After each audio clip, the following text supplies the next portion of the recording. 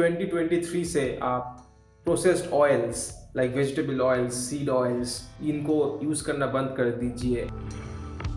Okay, so we went from 0 in 1865 to 80 grams a day.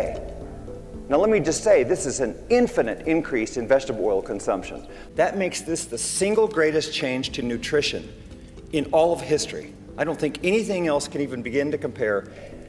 A third of our diet is coming out of factories that make these oils. और इसके बाद इसमें तेल हम डालते हैं। इसमें तेल का टेम्परेचर 250 से ऊपर रखते हैं।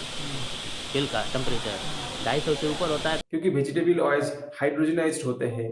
उनको फैक्ट्री में हाई हीट में मशीन्स में प्रोसेस किया जाता है, क्योंकि वेजिटेबल्स में क्या कोई फैट रहता है, लेकिन ऐसा प्रोसेस किया जाता है with rancid substances and fillers कि वेजिटेबल से भी ऑयल निकल जाता है। When I was a fellow, we used to do research, and on these rats, you want to create a model for cancer. We used to give them vegetable oils. It grows cancers. आप जब corn खाते हो, corn में क्या fat का presence रहता है? नहीं ना। तो कैसे कॉर्न से, कैसे सोयाबीन से ऑयल कैसे एक्सट्रैक्ट होता है? It's with a chemical process. And I think that this is one of the main reasons why a lot of populations who should not be having coronary arteries are having coronary arteries. And the one that, of course, is very close to me is because my ancestry is from India, and in India they use vegetable seed oils now instead of using the previous animal oil, which was ghee.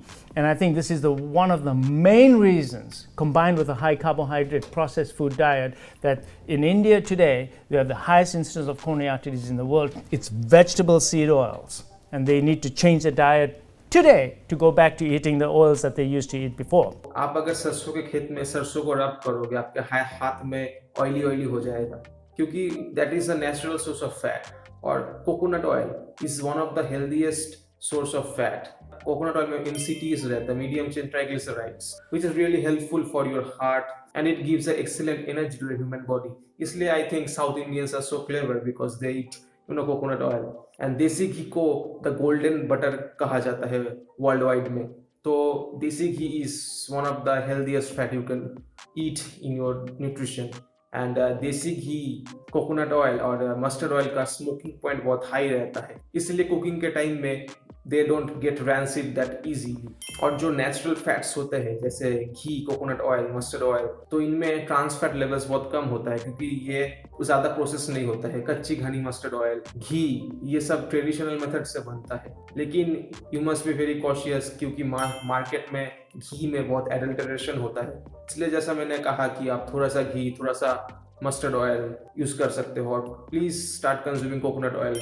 I really feel great when I cook my food with coconut oil. I feel very energetic and my mental clarity becomes very good. और coconut oil, desi घी, इनका origin India से ही हुआ है, लेकिन अभी waste में coconut oil, desi ghee is the preferred source of cooking. लेकिन we Indians are very afraid of coconut oil because it contains saturated fats. Saturated fats are not bad for you. अभी latest बहुत research हुआ है कि saturated fats are not bad for you. The only fat that is bad for you is man-made fats, which contains trans fat. और natural fats में trans fat बहुत negligible amounts में पाया जाता है। लेकिन vegetable oils, seed oils, इनको factory में बनाया जाता है प्रोसेस करके, ठीक है? तो please stop using vegetable oils. Use only mustard oil, coconut oil and देसी घी for your cooking. You can use butter too. And I know कि देसी घी का दाम बहुत है, इसलिए आप मस्टर्ड ऑयल और देसी घी का ब्लेंड से कुकिंग कर सकते हो। इससे आपका कुकिंग का कॉस्ट डिक्रीज होगा। और क्यों वेजिटेबल्स खाना क्यों है? पूरी बनाने के लिए। पूरी क्यों खाओगे आप लोग? That's flower, don't eat flower. अगर आपको पूरी खाने का बहुत शौक है, then make paratha in the home with desi ghee.